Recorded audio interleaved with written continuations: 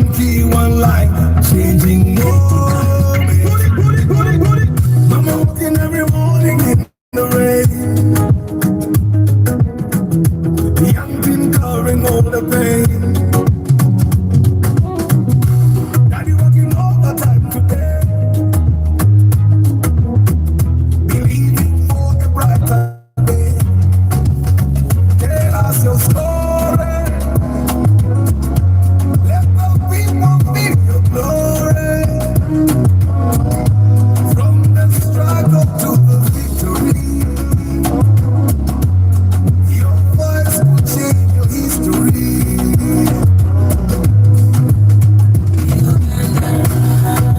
There's a the God. It's more of who you are. There's a the God. It's more of who you are. One God, many stories, many lives, many glories. For the love of God's Uganda, changing lives across the border. One God, many stories. Your moment, your story. Speak your truth and take your chance. This could be a winning dance. No matter praying late at night. Students just in there a little light. Brother trying hard to feed the home. Still strong though he walks alone. Every star that I give a meaning. Every soul that believes in dreaming. No matter where you come from today, your story can open the way. It's about the God. It's more of who you are. It's about the God. It's more of who you are.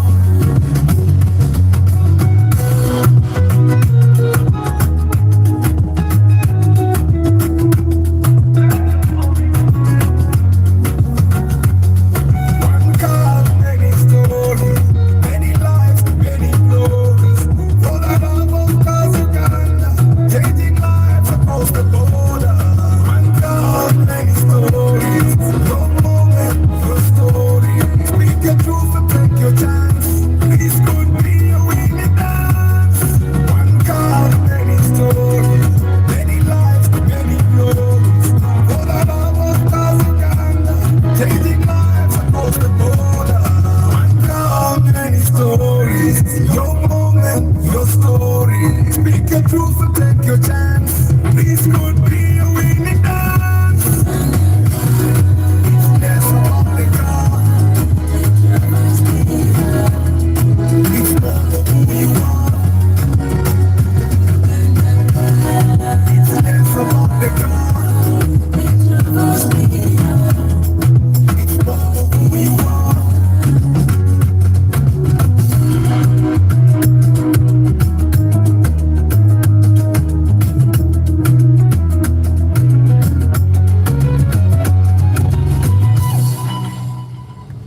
Hi guys, how you doing today? I hope your morning is okay. Mukulike mu weekend. mukulike traffic yemu mulaba. Abantu bali wano bapapa. Yeah. Nenga ne bapapa taina jalaga. Nenga, how are you guys? Mwasuze mutia muyombya mako ebalekera Jones Info, Chambade Hannington, Lawrence Omule, Zas David Clergy, Baguma Antonio Presido, Mpanga Godfrey, Okecho Richard Okema, Francis Kalema, Juma Ali King Daniel VIP, Ajuka Blair VIP, Nampija Julie, Martin Sentongo, Balvids, Mugenye Simon Peter, Nabali Mukamori. I hope you guys are doing well. Now, today, I want us to try and figure out at what point do you actually just decide to sell the car you have, or at what point do you decide that you should continue repairing one? You see that double cabin there? That's a Nissan Datsun, that black one there. That's a Nissan Datsun. The owner gave up. The owner gave up on that car. I think he just decided, you know what, I'll just leave this car here. I will not repair it anymore. I give up. Ne wano waliwo Kirandi Cruiser wano. Kyali wano nakyo baali bakivaako. So guys, when do you decide to just simply sell the car, not repair it anymore?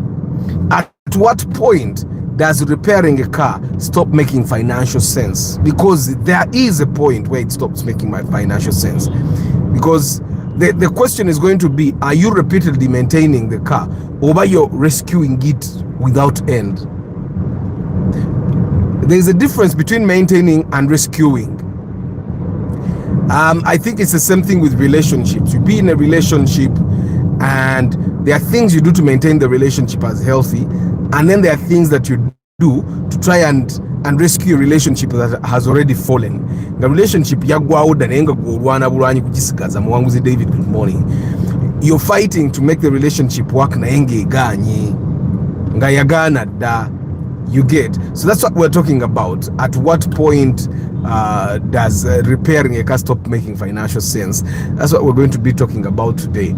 So that if anyone has a car that they have been reconsidering, or they have been considering repairing instead of selling, or selling instead of repairing, then we can make sense out of it. Yeah. Dr. Kambes VIP, good morning. Fat Graphics UG, good morning. Mkuru Fat Graphics, sigwagwe manja. So guys, today is Money Smart Monday. We try to make as much financial sense out of cars as possible. On Monday, we try to make financial sense out of our lives as possible. Now, yesterday I shared a situation where a gentleman bought a car, and 2 weeks, I think 3 weeks later, a police receipt surfaces, and they say, you know what, you have a police receipt. It wasn't there before because tebamuyimirizanga mujja ku kipapula, ebiddo biyitirivu mu kampani ebyo tebamukwatanga bipapula. Ne bamukwata ate ne bamukwatira side z'erugazi temoroka eriko ki. And it's true, the police receipt was there. And he got really angry, he got really furious. I think he sent almost everyone a threatening message to try and cover the receipt. And when he called me, I was on the phone with him for like 20 minutes. In like 20 minutes. Kari. I was talking to him in 20 minutes, and I tried to make sense with him. I told him there are things that will happen because you have a car. You see, guys, when you don't have a car, it's just you and your feet. When you have a car, life changes. It's like when you have children, life changes. A child can get bacterial infection any day.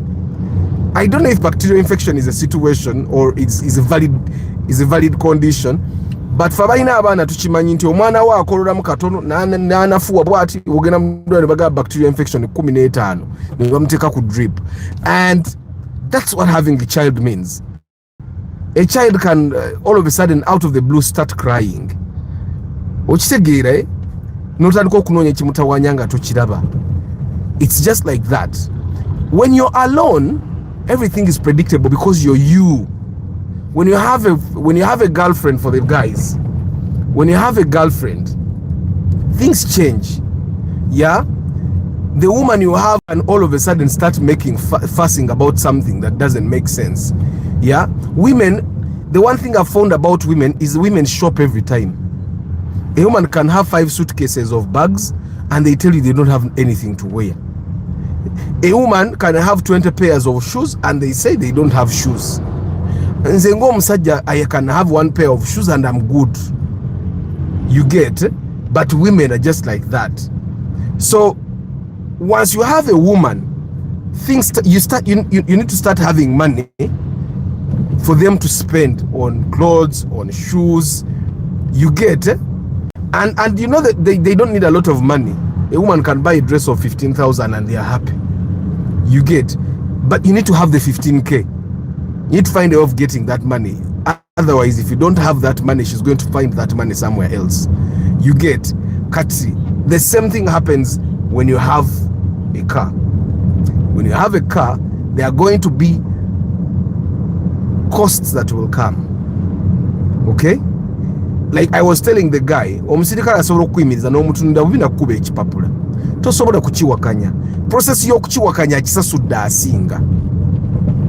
Okitegeere, omusirikale yasalawo oba ovuze recklessly oba tovuze recklessly, si gwe asalawo. Ate omusirikale olumu aba tamanyi na mmoroka naye n'asalawo nti gwe ovuze recklessly. You get? Omusirikale yasalawo mmoroka yo ba DMC oba si DMC. My Primo Ordinary has issues with making bad sound. Mechanics have checked and said they are okay.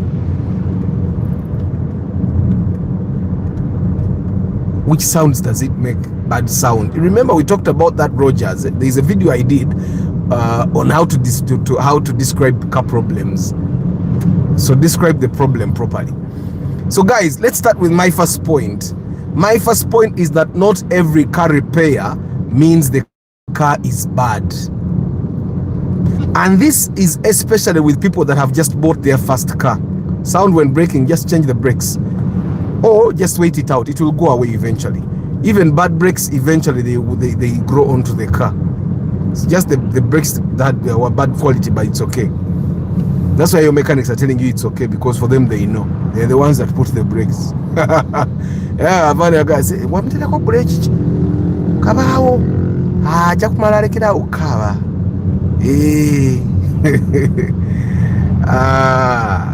Good morning, Amos Luke. Kaliegere.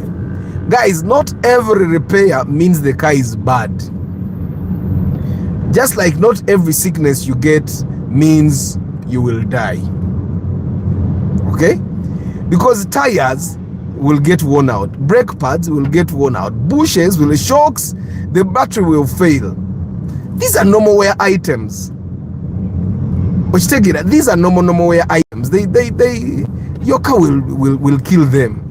But take it, the alternator might fail. It's normal. That's a normal repair. That's why when someone sometimes calls me, it's okay. The problem comes when the normal repair comes and you treat it like the car is dying. It's supposed to be in intensive care units. You get? Then the mechanics will work on you. You remember the gentleman when Navagamba inspected for him a Noah. Now, when we go to the Noah, Chirago just steering rack and Achikubagana, and I told him that's a very simple repair. But let's go back to the Indian. We get some money out of him and then repair it. For him, when he heard that it's a very small repair, he went to the mechanics in Eyomunde Bambu. Yagendo venga spends $1 million sat na mitwalo kinana nayenga nebintu byaguze bibadde biramu okisegere. That's why sometimes I would recommend, if I inspect a car for you, I get you someone to work on it in the beginning, because then I can actually supervise them. But because mechanics will steal your money. You get? Bugiso Times is saying the best is to get rid of a car, add money, go buy a better one. My question is, why do people hold of the first cars? Even when they are selling them, they sell with heavy hearts. You see, Bugiso Times, selling the car you have is not always a solution. I have seen people that sold cars they had because the cars were problematic, only to end up with more problematic cars. It has happened to me also. Nangi chali chintu seko otunde moroka yo joina because omanyi ya bizibu ate nogwa mu moroka ye bizibu. So Bugiso Time, selling is not always the solution. Abai eno basi vakutwala abana ku trip kyembuuza ina fire extinguisher eyo basi ngira kangi emyaka 5. It's not 10 years old. Obeteeka tenatandika kukola. Mwe, not every repair means the car is bad. Kaate Shuraim, good morning. One expensive repair, guys, does not automatically make a car a money pit. It doesn't. Every car has that expensive repair that will take money. For hybrids, there are 2 major repairs that are very expensive. The first one is the ABS control or the ABS system. That one can take money. The second is the battery. Now, those are 2 expensive repairs that if someone emorokaye erianda bwerifa, the ABS control neifa na spending $1 million. Someone that has a weak heart will actually just decide and say hybrids are expensive atunde. Okitegeera naye nga tabaze nti hybrid ene savings sente meka ebbanga lyenjivugidde, because a hybrid will save you a lot of money, like 50% of your expenses in fuel will be saved by a hybrid. That means if you were to drive 50,000 shillings a day, you drive 25. Now just say 25,000 times let's count 300 days. Going the 50 are weekends. Yeah, 25,000 shillings in savings in naku katugambe naku bisatu 365. The 65 days and the 65 days in njagala ziba na ndezali weekend. So 300 days times 25,000 shillings, the car has already saved you 7.5 million. Now, if you spend like a 3.5 on the ABS control, you still have 4 million saved up. But you don't see that, because according to you, 3.5 million shillings is a lot of money. Nenga ate sente zo zitadde mu mmoroka eyo togenda kuddamu zissaamu ozimaze. Otegedde ogimaze yo ABS control gikanise tegenda kuddamu kufa. You get, okay, maybe yinza okuddamu okufa the next 1 year, but still you'd have saved 7.5 million shillings. You get. So one expensive repair does not automatically make a car a money pit. And I find that you guys should always be judging the overall condition and repair pattern, because there are cars that we keep repairing. These are cars that have been discouraging you from buying the Touareg, the Tiguan, the X-Trail, the CX-5 diesel. You get, I've been bagamba temugula nabagamba 2 years ago, don't buy Tiguans, don't buy Touaregs. Nenga temulira mwenga ndoza mubaba chaliba mabagambe yoyo atha yogeza bwavu. There is someone that commented on one of the videos nti kenayogedde ku Mercedes Benz kiraga I am just broke. Maybe I am, but that means like 8% of the Ugandan population are broke. Even the rich people that drive Land Cruisers. Arthur, can you imagine a taxi guy drove us from Kampala to Mityana when his brakes don't work? He was using gears. And I sat in front, I saw everything. Taxi guys don't do service. No, they do. I akram. Emoroke ye sura bulechi. You taxi sura bulechi you juraba.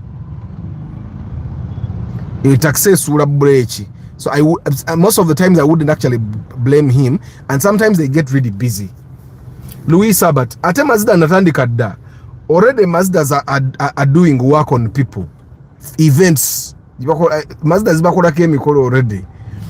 Like guys, we have driven from the point we started. Have you seen a Mazda on the road? Have you? We are going to go to town. If you see a Mazda, you tell me. There are no Mazdas on the road. Why? They became money pits. The people that have Mazdas now, they have Mazdas because they have just bought them. So guys, not every repair on your car is automatically a meaning that your car is a money pit. There are repairs that will keep coming back simply because your mechanic is an idiot. You get, you need to understand that your mechanic doesn't necessarily know everything.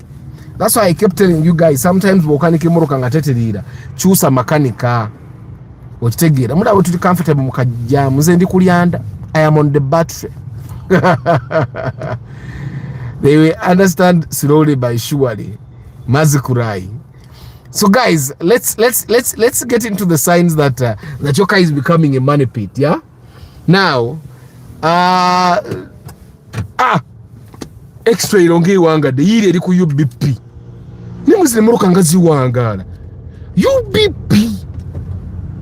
Maze myaka esatu kukubo. Jigenda mwena. Mama. X-ray motoka nungi. 4 years on the road. Ye motoka iwangadde.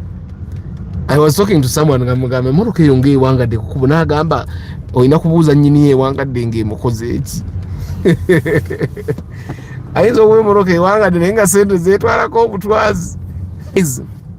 I want to talk about ngenda kulya kataka baganga kingenda lyakataka nalabanga kangwa. Signs that your car is becoming a money pit. Number 1, frequent and unpredictable breakdowns. Guys, I drove a Volkswagen. That's why I drove a Volkswagen, I drove a Mercedes Benz. Mercedes Benz doesn't have frequent and unpredictable breakdowns. Volkswagen does. Mama Golf ya moroka jo parking awo noja negana okwaka ne banonye ekirwadde ne kibula kiringa akayongeza. That kayongeza there is the car I wanted to drive from my graduation. I went to borrow clothes. I came out and the kayongeza refused to start. Era nenkaleka oninga makanika nandita 10 erinfu ya habu ngeoma. That time I had 2 cars. Boy, Bugisu times. You know what it means for the X-ray to be on the road for 4 years? For 4 years.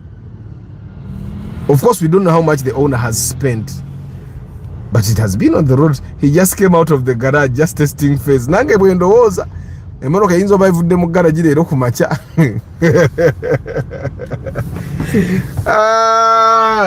Guys, if your car has frequent unpredictable breakdowns. Now, for the people that want to ask if a Prius is a good car, you guys have seen me drive this Prius since August last year, right? Was it August this year, last year? August last year. So we have driven this car. We are going to make a year with it next month. Is there a day that I did not drive it because it broke down? Every day that I did not drive this car, it was either because I was driving someone else's. In my home area, Mbalwa na Mgongo, corporates are driving leaders. Soon they will start crying. They are going to cry. Corporates are one of the people, some of the people that have big heads. They don't listen. For them, because they make money there in their offices, they think for us here on the ground,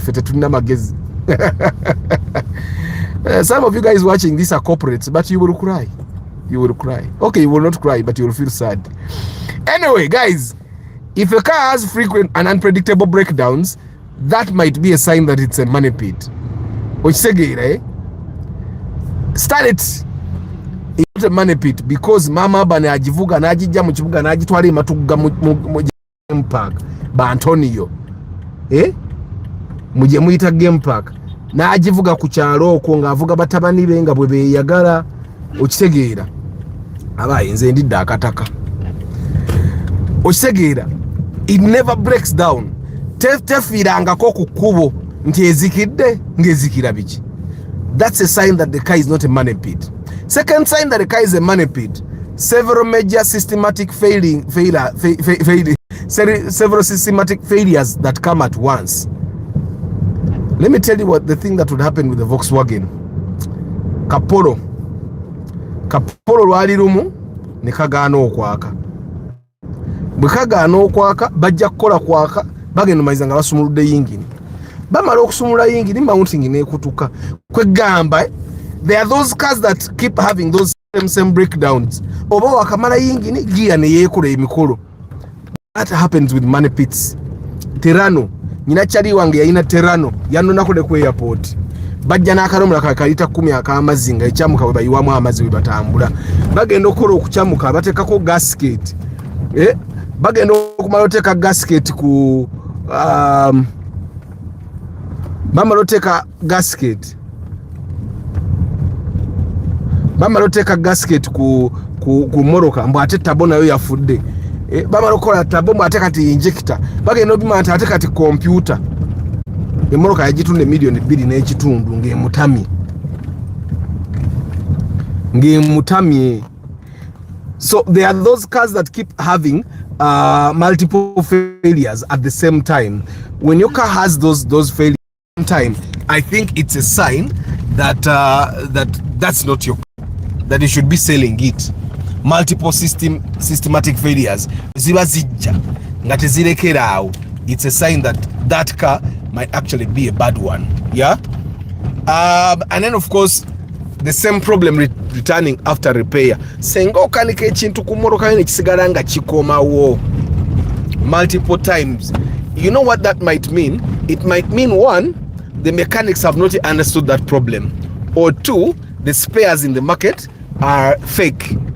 And once the spares in the market are fake, then that means you need to let go of that car. Nafuka moroka kijitwakanikanga ekintu kyekimu over and over and over and over again nga ekintu kisigala tukikanika tekitiriira naye nga bawoza kimu anti spare yabula. teyali dudu kweli erabika yali dudu okitegeera ng'ebintu bigira nefa naye nga bayiiya buyiiya okitegeera and that some problems like that they will never stop coming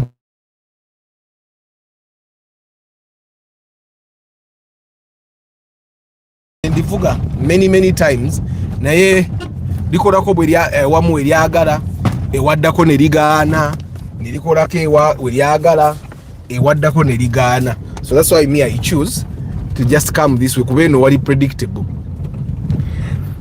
Now if a problem keeps appearing obuzibu tebulekerawo tebuvaawo okanika we budda it's like there is a time I was inspecting a car for these two dudes and one of the dudes said yeah in a girlfriend amwagala nnyo, like we were talking about how difficult it is to find a woman and I told them but you people when you find women that love you ate mbayisamu guy nagana mwino omuwala yali anjagala nnyo naye nga alwala ninga n'obulamu bwe ngenda okubeeramu namusuulawo okitegeera also changed some mechanics because some back naye nga the problem is not actually the car, the problem is your mechanic okitegeera. That's why you need to have two mechanics for benchmarking okakasa mechanic olisi webuzibuze ekyo mechanic yankanisa mu gearbox nga gearbox we obulwadde yali hub okitegeera. It was just easy for him to just say tukanike gearbox ate ne sente yali ali akeziwera okitegeera ne sente yali ali akeziwera. So and then of course the other side is the car spends too much time in the garage. Customer keberanga ebera nnyo mu garage and this happens with all those cars embagano okugula zi Mazda zi Volkswagen Tiguan Touareg emoroka ezo teziva mu garage naye temuwulira because you people you have your 60 million mugamba ono Arthur taina makulu. Like it's like when we were buying the day we bought the Vanguard I told the uncle yajja ne customer wange nga balemedde ku Subaru nemba ngati Subaru eno mugiraba Subaru eno bwe netandika okola emikola ate mujja kukyejjusa naye mugula Vanguard kyammwe wano kimoroka kivuga mwaka ku mwaka oyiwa buyiyoyiro okitegeera kati kiina kye kikukola naye Subaru eno ne bamakanika beeye wamwe because they live up country makanika beeye ni bajja kuwonoona Subaru tebagisinikirako mannyo. Chovula the people that have all about specialized garages baby. You go to a specialized Subaru garage and they spoil the Subaru. I just imagine you live in Uganda and you have a Subaru. The kind of damage, the amount of damage that can be done. And then of course if you have difficulty finding proper parts for your car, not that they're expensive but that they are difficult to find. And you know we keep saying this and people take it for granted. There are cars that are just hard to find spares for. That's why right now I discourage you guys from buying very old cars. Mogula Mark II 1962 ogula yachi spare ogenda kumujjawa. Nobody is importing that spare anymore. Okitegeera. You know the reason why when I decided to give away the Starlet, the reason why I removed the turbo is because a turbocharged car will be very hard for someone that didn't have money to buy a car in the first place. So ninga emoroka eno katugize ku engine ya bulijjo. Tugiza ku engine ya bulijjo oli aberenga akanika moroka ya bulijjo nga takanika moroka ya turbo. You get it cost me a bit of money there but sagala muntu atwale moroka agamba oli yampa moroka kunejjako. Moroka Starlet weri nyangu nnyo yakanika. So if you're going to give it to someone that in the first place did not have money to buy a car, you don't want to give him a car that is very expensive because turbo parts ne Subaru yenyine bya bay. Sina bya bay kati ebya Starlet byali bizu. You remember when I imported a vacuum sensor and I used about 750,000. Which take kati imagine oli bakamubyeko because bajja kabba. Kati now I have it on sale nkatunde million ako ka sensor ka vacuum sensor because omuntu yenna aina moroka ya turbo Starlet eyo oba FX ngerimu 4 EFTE eyo engine agenda keta gabasinga tebabuyina bu sensor obu ajja kuba akaagala nze nkaina ka million nyina computer ya Starlet eyo njitunda million okitegeera njitunda million because a computer ya 4 EFTE ya starite ya tabo teina walala we eri Kampala nze irina kati if someone has a turbo charge starlet and they are looking ngayagala computer tali mu byakweya nze nkola ki tabo njirina you get now the moment you start finding it hard to get parts mulaba abantu akakubo kange bakayiga babano bonna bakakozesa kaba kali uncomfortable naye kangu okutuuka. Now the other sign that your car is becoming a money pit is if the repair bill starts entering school fees. Nga bwokanika abaana tebasoma bwokanika sente z'eddwaliro weewola neewole bwokanika rent tosobola kumusasula. That car is actually becoming a money pit. You guys have told you even MPs used to give up on X-Trails but nabo X-Trail babanga bakola ki X-Trail nga nazo zibatamye. Minawe nalina kwa makanika X-Trail ya mulema makanika MP yajimuwa MP X-Trail najiwa makanika makanika.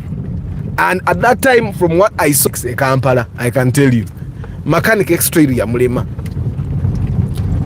okitegeera because when a car starts feeding on customer oketandika okulya sente za rent, sente za school fees w'abaanawo, then that car is actually becoming a money pit. It's just taking your money. It's not going to be giving you returns. Arthur is strong and I have a lot of money. Kasita Ajuli, she's the one to going to but mwina no mulonda ayo omusajja bamuyita Misagga Misagga luli afuna obululukaga. Good morning Arthur, I'm happy to tell you that my CVT transmission recovered from the whirling noise after topping up CVT TC fluid from the discussion we had on this live. Amina, congrats Harrison, congrats. Louis Mugerwa, how are you? Arthur, talk about the internet talk regarding Toyota Wish gearbox price. The gossip is sinking in. Guys, just don't spoil the gearbox. Do you know how expensive the parts of the Prius I'm driving are? Do you know? Do you know how expensive the motor of this car is? I also don't know. I am sure even the mechanics that fix these cars don't know. But you know why I'm driving it? Because it's a good car. I've told you guys time and again. Everyone who has had their CVT gearbox fail, it's them that failed the gearbox. The gearbox was okay. Nze nchibagambye emirundi n'emirundi nyina n'omusajja wange nze namukeberera fielda ye nga video aziraba buli lunaku zenkola nemagana naye bw'oba ogenda kujjamu okola ebikopo emmoroka mugireko esulewo. Yavuga emmoroka n'agenda mu garagi kolo lwennyini lwagenda mu garagi ne bajjamu ebikopo ne bazzaamu ebikopo ebirala n'agivuga enkeera giya neefa nankubira nanga Arthur obadde ng'obyogera mwe mwettira gearbox. The Wish has no problem. The Wish and there are people that are now doing fear mongering. There are people that are doing fear mongering, and we all know the gearbox is not expensive because it's expensive. Olaba obwongo butono ye munaku ewaabwe banaku because tedi oyo mwana wa myaka nga 18 talina kubanga avuga boda kati. And I think for us in Uganda we have normalized the suffering. In Africa generally we have normalized suffering. Omwana w'emyaka 18 talina kyakola ku boda teri naye bitandikira eri bye nali mbagamba nti mu Africa wano ffe tuzaala abaana buli mwana n'omukisa gwe. Omwana n'agira nga omukisa gwe gwa kuvuga boda abaana mbaweera paka senior fo ne mbakomyawo. Okitegeera it's not nice. Naye lwakuba munnange abantu bakinomalizing nga nyina gwe nalaba n'agamba yali Kiweewa. You remember this musician Kiweewa yagamba nti mutabani we omukulu yamuweera paka senior fo mbu mutabani n'agamba manyi taata nze kati nkomya wano weerera ku bato bange. That's abuse. Those are things we should be discussing by the way. omwana wo talina right kugamba nti kati nkomya wano weera ku bato bange. Okisegeere obuvunaanyizibwa bwo nga taata oba nga maama kuweera mwana wo amaleko ng'abalala. Kubanga wadde abantu bagamba nti university terina nnyo makulu, baganda bange nze nasoma ne malako university sitegeera. So guys, we are talking about when to realize that you need to sell the car and not invest. Money pits. We have talked about money pits. If your car is a money pit, it means stop putting more money and sell. Okala karafoka kariku eke. Omanyi sente za kaka kamoroka. Milioni 2.8. Ako ku eke bwako. Ndagayo extra UBK. Ndagayo extra eri ku UBK jibayinza okugula de milioni 2. And then of course guys, as we are talking about cars being money pits, you need to understand that the money you have already spent, the money you have already spent should not trap you. Sente zo spending ze kumoroka tezi ku trapping ngo okusigaza emmotoka. It's the same thing that I've seen na kiraba nnyo omuntu bamukwata ne bamujjako emitwalo 2 asibe ku moroka. Kati moroka n'agigula nga saving 2 ge. Nze I went to Mitiana nga ngenzo okulanya nyine ekimoroka kye nali njagala okusuuza nga njagala kiwa mama Abani ye yagali ki Prado. Kati mbasi agenda waliwe yansookayo n'akiraba nga kirungi. Ne bangamba leta ke nkubyo ne baweze emitwalo 15 nga mbagamba the money eno BMW ngewangadde eri ku UBM nemuna BMW zo zitambula.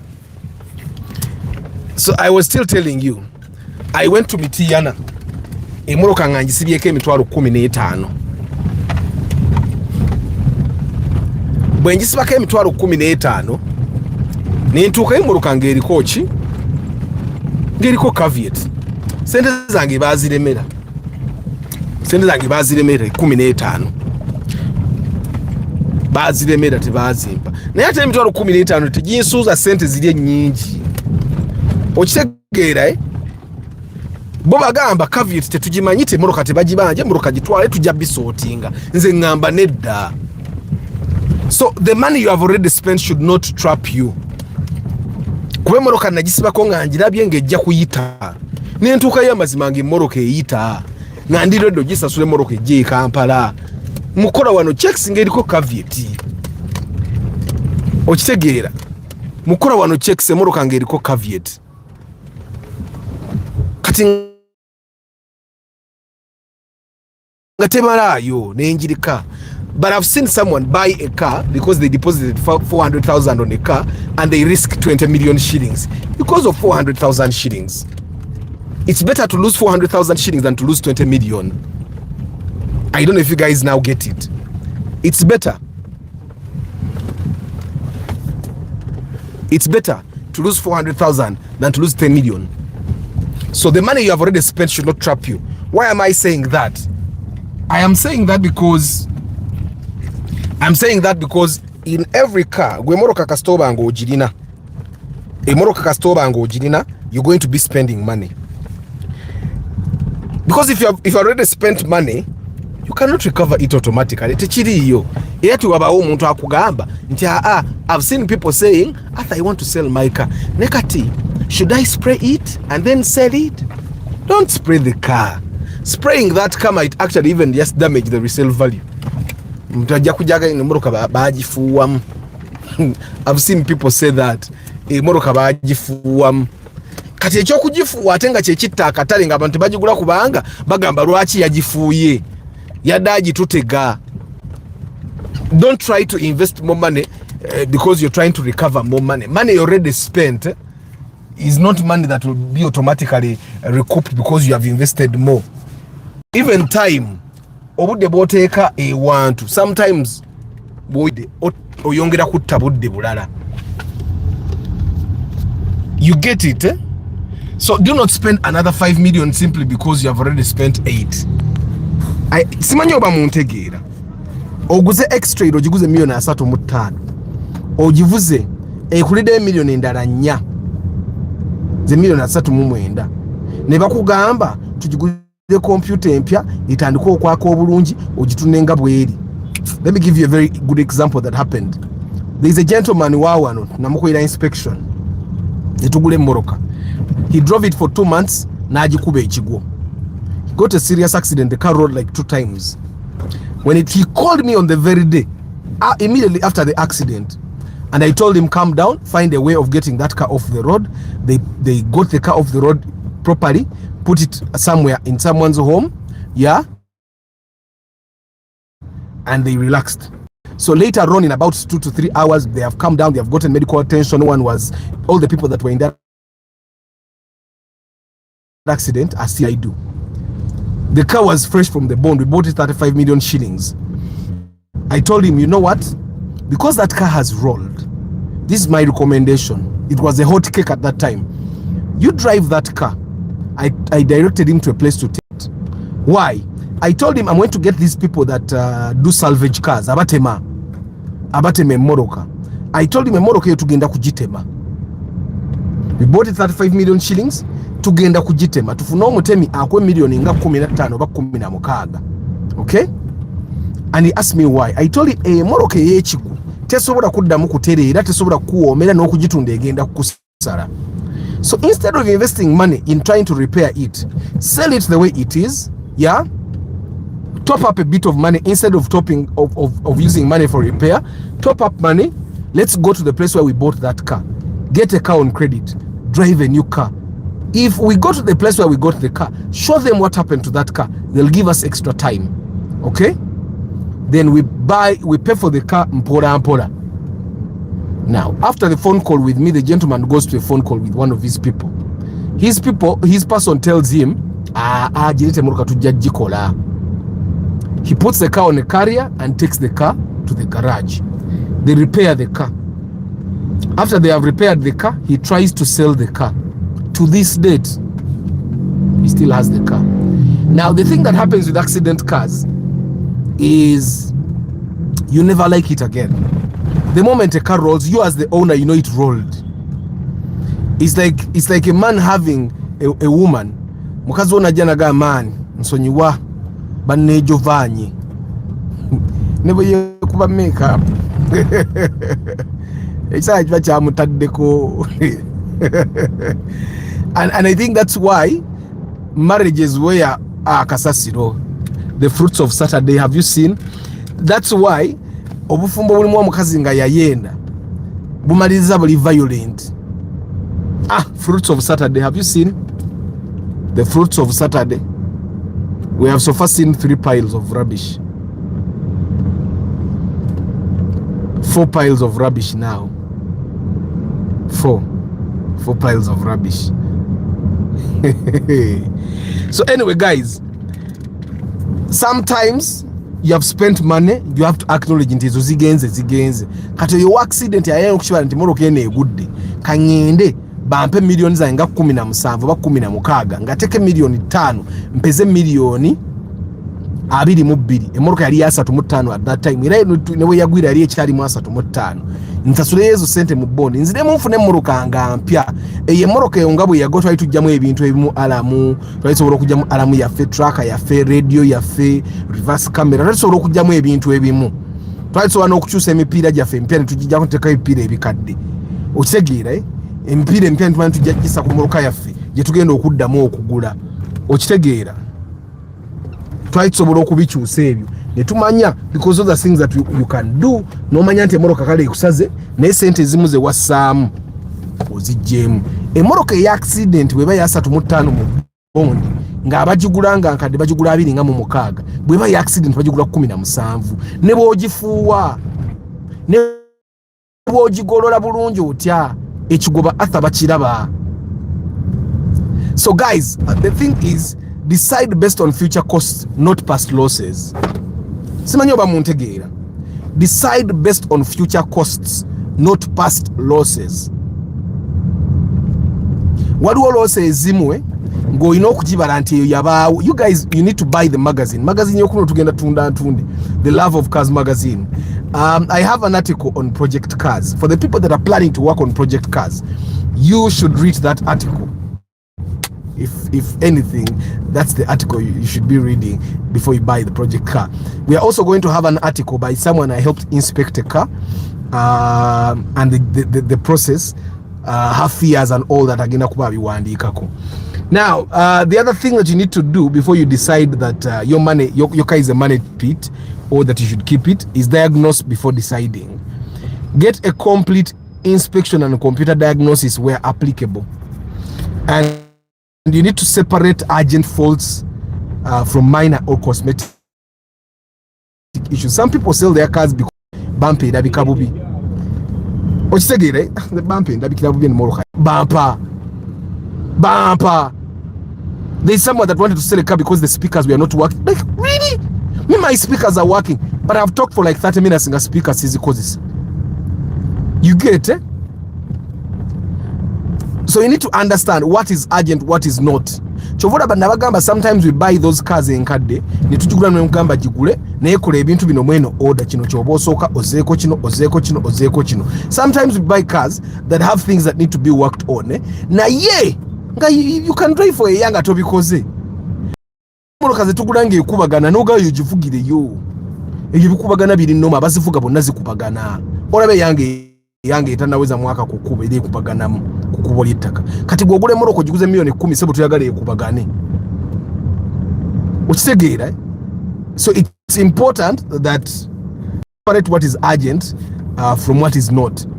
You also need to confirm whether the proposed repairs are a permanent solution or temporary solutions, because there are some things that you will want to work on your car nenga ziri temporary katingate zina chizigenda kuyamba. You get. Then you also need to avoid selling a good car because of an incorrect diagnosis. Ina musajja wange yali siente mutami. I think you guys saw him on the live sometime. Naga athawanta asa emoroka yali mu over 5 kilometers per liter. Nitujikulako ebiganye diagnosis netugitereza netandika mu 12 kilometers. Was I 12 kilometers per liter? Nenga waliwe yali mu 5 kilometers per liter nge motoka emutami ngayagala jitunda nenge muruka. The things that were disturbing him were minor misdiagnosis by his mechanics, reckless repairs, inateka gundi old model musiyenta, things like that. Ate ne bajjamu plug ezino okujiramu ne bamuteramu plug ezemoroka ezitalina kujiramu. Sometimes your mechanic will just change plugs just to show you his working plug, as you know. Nga praga namu nenga ayagala kulaga nti kyakola akimanyi praga zo tukikyuseemu. Nga praga bateka mu nfu koiro bateka musiza moroka eyo kati nge moroka kichwa dire ine okumunywa. That's why sendo za biganye diagnosis nzirya sinnakola kuba nja kumala okuzuula obulwadde oyagala okusasula amaanyi nga ate ina kusasula bwongo. Nemu inspection, some of you guys want to pay for power for energy used. Nzo sasula. There is someone that was saying atate olabe moroka emu bwendabe moroka emu gwe lwaki togirabye lwaki oyitanze osasula bongo toli mu kusasula ma. Someone said kati anti Arthur oba togenda kukola lunaku lulamba olunaku nze ndukuwadde gwonsasula kukebera oba nkebedde moroka emu mba nkebedde gwe funa 10 nzikebere kuba ne moroka 10 nsobola zikebera mu ssaawa emu. Like when we were inspecting the Subaru Forester, twagenda mukyala yayina moroka 12 naye nga ntuuka ku moroka nenjituna ku lumunga tulabe endala. Togoba bugobi moroka zaffe kati je nasookera daje namuga tulabe endala. Nempita mukwano gwe yayina guy, I think is a brother, nempita muganda woyo mulemuga jangu kutamayo okirabye kuba ekifaananyi nakuba ekifaananyi. We went to the second car that we went to see. Nemuga kutamayo kati nakutamayo nga yo nungi okitegeera kati. There are things that are very practical naye nga si bya amaanyi nga bya experience. Kati tuyina ebintu kati bye tusobola okukebera kinalimba gamba.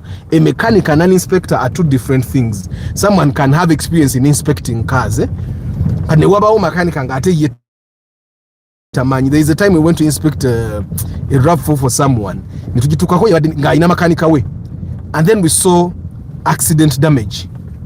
And then I called the mechanic and asked him, wabirabye bino naga sabirabye ne ngo ino obwangu. Ye mwenyini mechanic yagobe moroka namuga kati gwasalira customer awo mugula temugula. Mechanic nagambe no tugireke. Kanetano ko kunoonya kati olutani sokola nga team. Inze mechanic wange ne mechanic we. and then we agreed. And I like it when people come with their mechanics. I like it. But when you bring your mechanics, pay them. Pay them. So guys, avoid selling a good car because of an incorrect diagnosis or because of an incorrect repair. Bypass already. There is no way. There is no way we would be here by now. Terry. So you see why I choose to go the difficult way. Guys,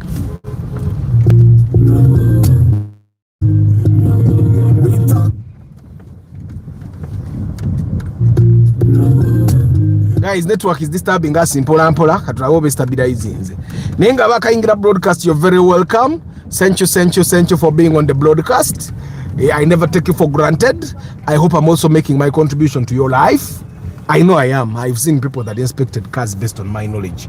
So I know I'm if I'm not contributing to your life, my brother, I need a Vitz new model as a first car. Yes, it's a good car. Vitz are good cars. Hey, wiyo extra iri ku UBB nemwe moroka ziwanga nagitekako bulubo bayachi. Emoroka zimuzireke zife. Unasenza buluba kali extra tekako yaje buluba dekako bampa katogenda tuko okutunda ngo yagala okujja ko buluba nga bampa ya beyo okusinga buluba kati ngo ino lekako buluba yo bagitwalireko.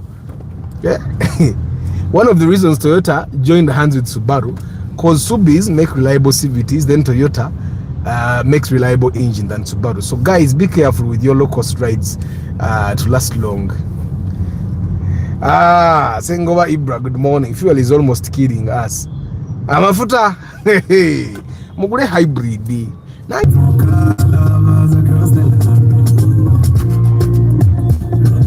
Now, Arthur, when do you be positive about anything done by government? Fruits of Saturday, why not show the clean roads? Martin Sentongo, I talked about the clean roads. Even yesterday's broadcast, now you get there, and it was clean. But having rubbish on the road is good because the roads are clean, Martin. The thing is, with us, Fenga Bantu, especially Fenga Africans, when someone says something negative, it means they're not saying anything positive. Echechaka Sasiro, people talked about it even before the day. We should not have rubbish on the road. And the cleaning was not done by the government. It was done by us. Nangen Naira. The thing is, we have Fenga Africa, we have a very bad thing. Martin, the issue with us, we think that if someone likes you, they should be positive all the time. We can't be positive all the time. The roads are clean. They were clean. Even that day, actually, that very day, I think I did a video saying the roads were clean. But should we have rubbish because the roads are clean? That's a weakness that should be addressed.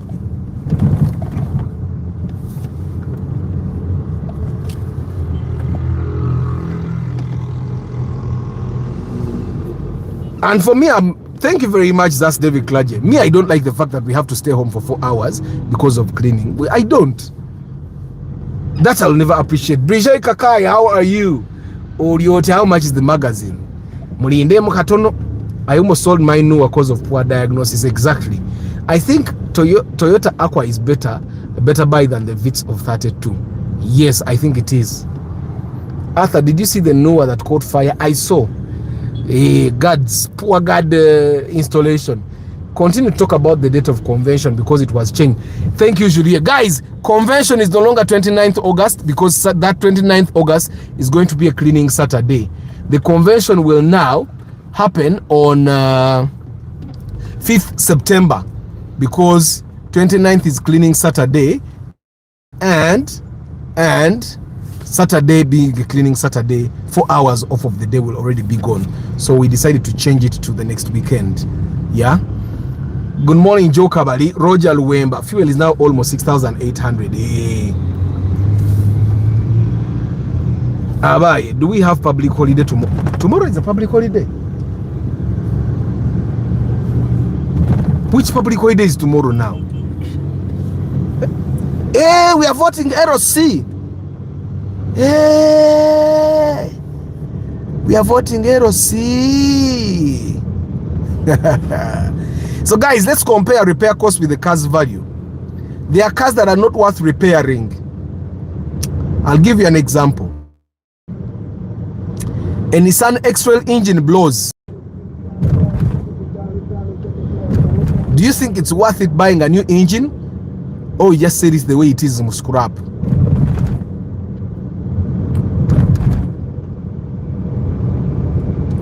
Ogula yingini oba ekimotoka kitunda bwe kiri.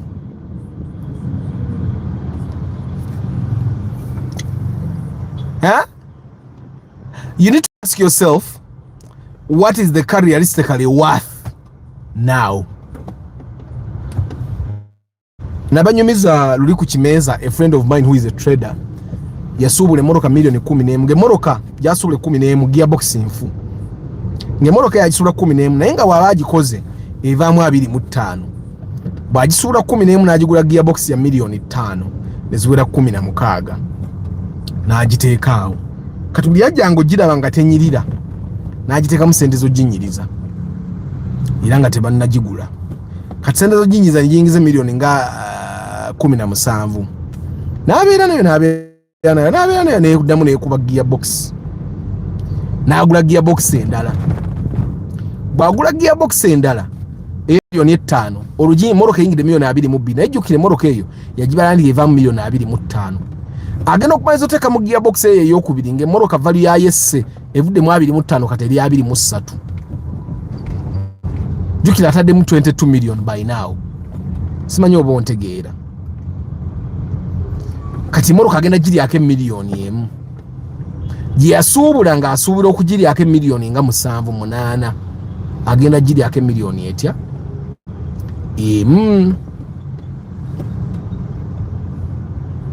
I used to think that when fuel prices go up, I won't see many cars on the road, but I'm getting surprised each and every day. There are people that are addicted to cars. They cannot do without a car. By now, we're just sent in dollar. So you need to ask yourself, how much will the repair cost? Or how much is the car worth? Then you need to ask yourself, what will the car be worth after the repair? Some cars you repair and the car is no longer worth more. Like mujukire motoka accident jemba gambi. Emoka accident ya wako accident nga bwagitunda nga it's an accident ka abatema bagigula 16 17. Na alemerako na agigolola na agifuwa. Nera ne bwe yamalo gigolola n'okugifuwa. Era nga bagigula 17 ku 18. Nga agigule sente nyingi nya agigula 2 because ya accident. Kitegeeza ki yateeka mu sente nyingi nnyo afiirwe. Then you also need to ask yourself, will the repair improve reliability or only delay another breakdown? Now this applies to the rare cars. Mumanyi lwaki abasajja abagula emmoloka za tabo bazitunda cheaply ng'efudde? Because agenda okubalabalamu nga the repairs are not worth it. Naga why? Emmoloka eno kabagitwalenga bweri. Then of course you need to also consider the full cost of keeping it. If I keep this car, yeah, what will the cost? And sometimes when we talk about the cost, you guys think about money costs. Sometimes the cost is emotional. Sometimes the cost is psychological. Sometimes the cost will be the stress that comes with keeping the car. Katwawe moroka ezimu feze twatu na ogitunda just kufuna mirembe. Kibina gye nagula embarala eyo. Ekibina nagitunda nfune emirembe. Polo yanfaako ne ntuka nga siddamu kutula mu mmotoka eyo. Ningana. Era omuntu gwaddamu okugitulamu for like after 2 months kwali kugitulamu bagigule. Era njikuvuga nga njegenze ne bampa sente zange negenda n'olunaku lwe nagasiddamu kugivuga nagisuula lika petrol station ono ku Sapporo wennyini omuvubuka kazungu oli owa wiring ajjagijjewo nenjisuula awo ningamba sijiddamu. So I sold it to have peace of mind. Okitegeera nga ndaba it's not worth it. So you need to understand that the full cost of keeping a car equals repair bills, towing, alternative transports, lost you a lot. You need to put into account the full cost of replacing that car if you have it. One, how much money do you require to top up? The inspection cost, because kati buli ali wano nabagamba the inspection is a must. You don't have to hire Arthur, but always take someone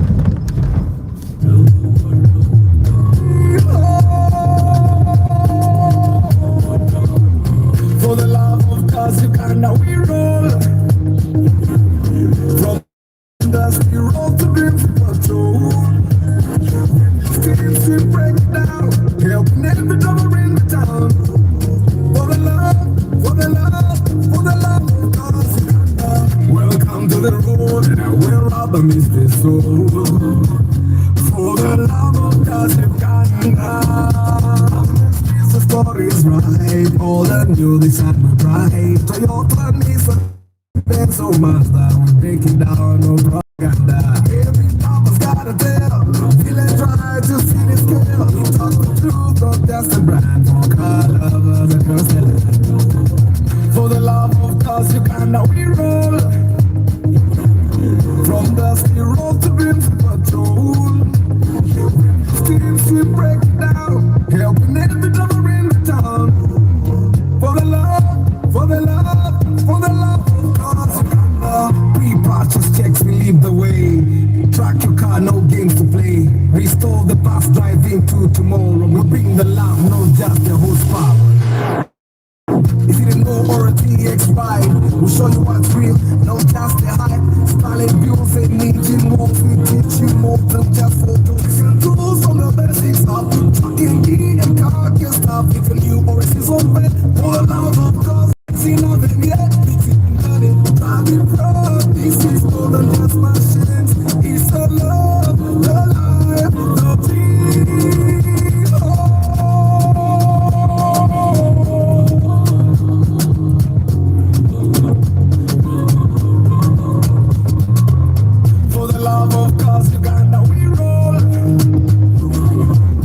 Dusty road to Crimson Patrol.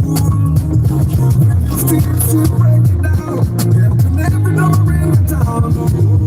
For the love, for the love, for the love of cause Uganda.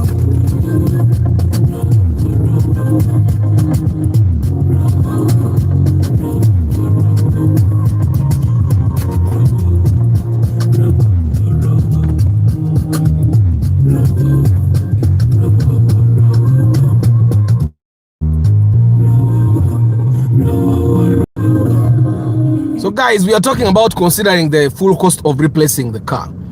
You need transfer, yeah, initial service, you need to buy tires, probably battery, suspension work, yeah, loan interest if you're going to be getting a car on loan. You never know, because now remember we are saying, should I buy a new car or should I just repair the one I have? Now, this is when repairing still makes sense, yeah? When repairing makes sense. One, if it's the engine or gearbox, if the engine or gearbox are generally healthy, the body and chassis are sound, the fault is isolated and clearly diagnosed, if the parts are available, the repair is likely to work. If the car still meets your needs, just repair the car, keep it. If replacing it would create unnecessary debt, but I'll just make it clear again. Accident, and it's also smarter for you to sell the car if we have serious engine and gearbox problems together at the same time. If the car has electrical faults that cannot be repaired, and for me nzenga atha ebirwadde by'amasannyalaze bye biggwanga naye waliwo emmoloka enzibu ng'era biyinza obutagwa. Poor availability of parts, yeah. If you constantly have warning lights like abantu ba Volkswagen ne Benz abasinga obutala babuvugira ku bo babuvaako. When repair expenses are becoming financially disruptive, eyingira rent, fees z'abaana tezikyawera, yeah. If the car no longer suits your family work or travel needs, emoloka gitunde. So I need you guys to always remember that safety should come first as you drive your cars. Oba nkadde oba mpya oba yegitogerako gyogenda repairinga. Yeah, you need to remember safety comes first. If your steering rack is problematic, replace it. The brakes, the tires, and the structural damage should never be ignored. A car that still moves can still be unsafe. That's why nze bwensanga abantu nga bagamba oyo Arthur yayogerako tabimanyi nze najigula sente bwezi. Sometimes you can buy a car cheaply naye ng'emmotoka gy'oguze layisi B. You get. And also guys, you need to remember that financial loss is still better than risking a serious accident. Tokyerabiranga ekyo. Probably ekintu kimu kyentera okugamba abantu, do not over repair. Do not over repair before selling. Nkibagamba nnyo tokanika mmotoka ng'olowooza nti value egenda kweyongera, because some owners spend heavily trying make the car perfect. And you need to also understand that not every repair increases the selling price. Most repairs don't actually increase the selling price. You need to prioritize safety. Omuntu wagule moroka negwa ku accident the next day ajja kunyigira ne bwana abanga sigwe ensobi okitegeera. Cosmetic repairs may not return their cost. Ekyo njagala obeere ng'okijjukira. People that have been asking me nti Arthur njifuuwe oba sijifuuwa. And someone talked about emotional attachment. Lwaki abantu tebaagala kutunda moroka zaabwe zaasooka? The first car is always an attachment. People love their first cars. The pride and embarrassment of the pride and embarrassment of emoroka yamulemye tagisobola. You guys will be surprised. Family members talk about you. Babereyo ne bakugeya. Nze nabagamba mukazini wange bwe yaŋŋamba Arthur no wangaze emmotoka. Manyi bayogeranga ne bagamba emmotoka tajja gisobola oyo. Naye ogiwangaza. So all along these people we used to sit in meetings and talk about me. Okitegeera. So you need to always remember when you're working on cars, separate your emotional value from financial reality. The financial reality is very important, actually much more important than your emotional attachment to your car. Which again, so let's just examples. Repair the car if we have a good engine and gearbox, and also the general frame is good. Yeah. Sell if the car has overheating problems, gearbox problems, electrical faults, accident damage. Okay.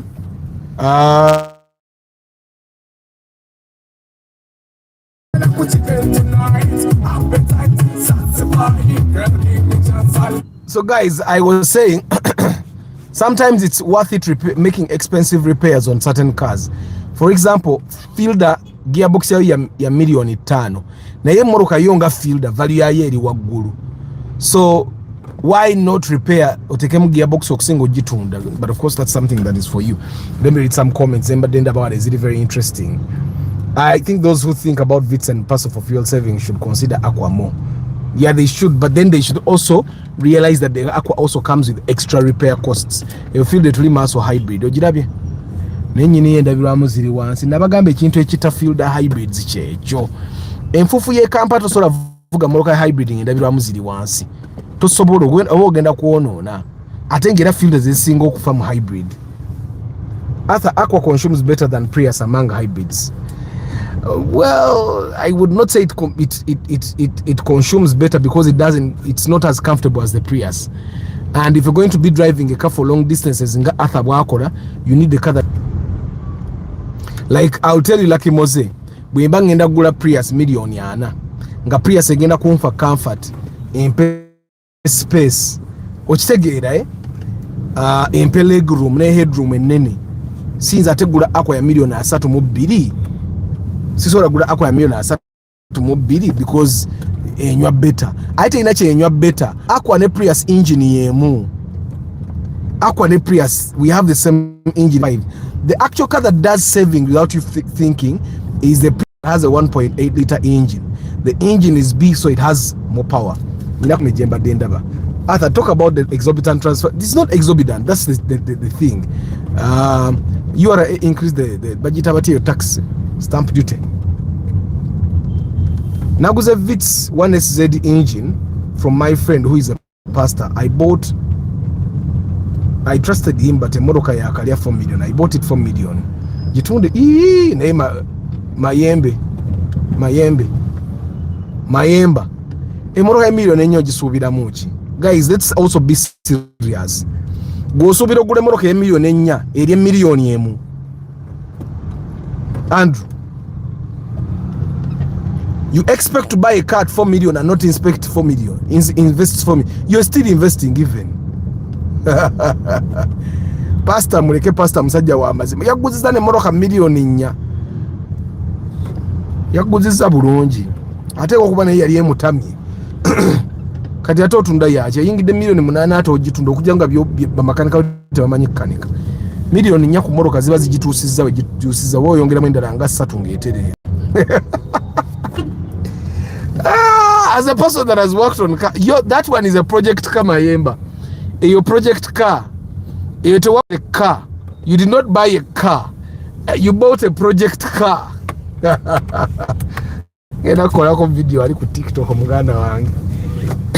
I think we need to differentiate between buying a car and buying a project car. You, Andrew, you bought a project car. You did not buy a car. Oh my God. Guys, it's time I say goodbye to you. Someone has a question here. He's new to the channel. Effects that comes with people saving with car bonds. I've never recommended you save your money with any person that sells. The same person is going to sell you the product. You just need to develop a level of discipline that will enable you to buy what you need. Just develop discipline. Yeah. You don't go to a person that sells houses and say, let me save with you. Okuja konge moro enyumba agikuwoberemu. Obenge moro kabagikuwo jivuge. Naye kati gwo kwate sente mbozi wo muntu akusavingire. Gwe ngagwe weyamba chimbulamu. You get? But Andrew, byonna ebiri bwoba waguze vits ya million nya waguze project car. Now you're working on the project. You're the project manager. Pastor muleke to na government na mwesize. Pastor yakwesize. Na kuwe moroka ye ku million nya. Oh my God. Guys, any car below 10 million is a project car. Okay, there are cars that are below 10 million that are not necessarily project cars, but let's just say any car below 7 million. Any car 7 million and below is a project. It's not just a car. You're no longer just buying a project. You're no longer just buying a car, you're buying a project. Buying a cheap car but pay more in fuel, and buying a fuel efficient car expensively, which is better. That's your math. You need to sit down in an Excel sheet and do the math yourself. And you guys need to understand that the fuel efficient cars don't actually save as much fuel as you want to think. They don't actually do that. Guys, after when government increased the transfer fees, did anything improve? No, nothing improved. That's just they just put taxes. After I need a VIT new model at about 13 or 15. VIT new model will cost you about 17. Guys, thank you very much for being part of the broadcasting. Thank you very much for being part of the broadcast. I don't take you for granted at all. I'll never take you for granted. If I have made any of you guys angry, because I do, please forgive me. And I understand that I make people angry through what I say. I make people angry through what I do. I make people angry through what I don't do. I'm still because I'm human. Whatever president wegwanga yatunyiza na tunyiza ne tunyiga ne tuyanga tumuchayi nenga tunacha kola. Okisegeera kati olaba tata wakuzala yakunyiza. Olaba omwana gwozala yakunyiza katolo atha waabwe. Olaba ne papa na yayina banyiza musajja watu abera Vatican nga yekwese na ira abantu banyiga ga papa oyo. Ne banyiga kati benyiza bonna nsaba mu nsonyo naye nkyabanyiza msira annoying you, but please forgive me. Muyombya Mark Jones, Info Chamade Hannington, Lawrence Omule, Zas David Klaje, Mpanga Godfrey, Presdo, Okecho Richard Okema, Francis Kalima Juma, Ali King Daniel, Aijuka Blair, Nampija Julie Balvids, Simon Peter Mugenyi, Mwanguzi David, Maseko Association Limited, Dr. Kambesi VIP, Fat Graphics UG, Rogers Charisima. Guys, the convention was moved from 29th August because that Saturday is going to be a cleaning Saturday. We have moved it to 5th September 2026. Oh my God, yes. We have moved it to 5th September. Mubiru John, Kasibante Akram, Bugistu Times, Kateshua Raim, Muyombia Mark, Louis Abbott, Samuel S. Zach, Shanko Gibbs, Basic Chris VIP, Alcam Timo, Sozi Rajab VIP, Henry Modern Juice, Ricky Chikawa VIP, Richard Aki VIP, Empire FX Bot, Melvinok, Paul Sema VIP, Louis Mugirwa, how do I fix a fuse box of a Toyota Corolla 1996 ezikira nnyo ogula fuse box empya guys fuse box ewakiseka gye eziri ogula fuse box nga buli kimu kyali intact but singa obadde osobola waliguze fuse box n'ogulyako ekiwaya okitegedde ogula fuse box n'ekiwaya kyako it will be expensive but it will be worth it. Ronald Ngarambo, Harrison Mohindo, or alternatively buy a fuse box. Ebirala byonna bigenda okuga bigenda kuwa abantu balala sente nekyo kikuwa abantu abalala sente but it's a permanent solution. Harrison Mohindo, Shanko Gibbs, Ronald Ngarambo, Muchunguzi Gerald, Walter Nuwahereza, Lawrence Byamukama, Bennett Musafiri, Sengoba Ibra, Martin Sentongo, Brigitte Kakai, health expert Joe Kabari, Lucky Mose, but people, guys like Martin Sentongo that think that I am never positive about things done by government. It's the positivity that I have that is keeping me in Uganda. If I was not positive about what the government does at all, senga siri mugwanga muno. Nendi mugwanga muno because of the few things that are going positively. A lot of things are not going well. Martin, a lot of things are not going well. But the few things that are going well are the reason why I'm still in Uganda. And there are few. Rahim Kaiwa, health expert, Forex Rabbi, Mayemba Andrew, Asadu Sulaiman, Mutumba Pade, Lucky Mose, Ruama Ashraf Alkam Timo,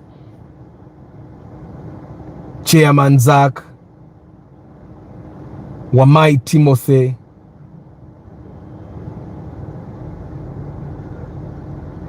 thanks for sparing time, Amina, Chairman Zach. Now, Kamoli, I don't take it for granted, guys. Nenga abantu abaluwoza and when we say some things that are not going very well, or tetuli appreciative, that's me. I find that is manipulation. You manipulate someone because of the good things that you have done for them to think that the bad things that you have done all of a sudden not bad, or the things that you have not done when you should have done them should be ignored because you did something right. Everyone does something right, but then they also do something wrong. Which take it, right? I think it's human for you to accept that some things are done right, but Arthur, I got you on that point of the government. Guys, I wish you a very lovely day. I'll see you tomorrow morning. Ciao.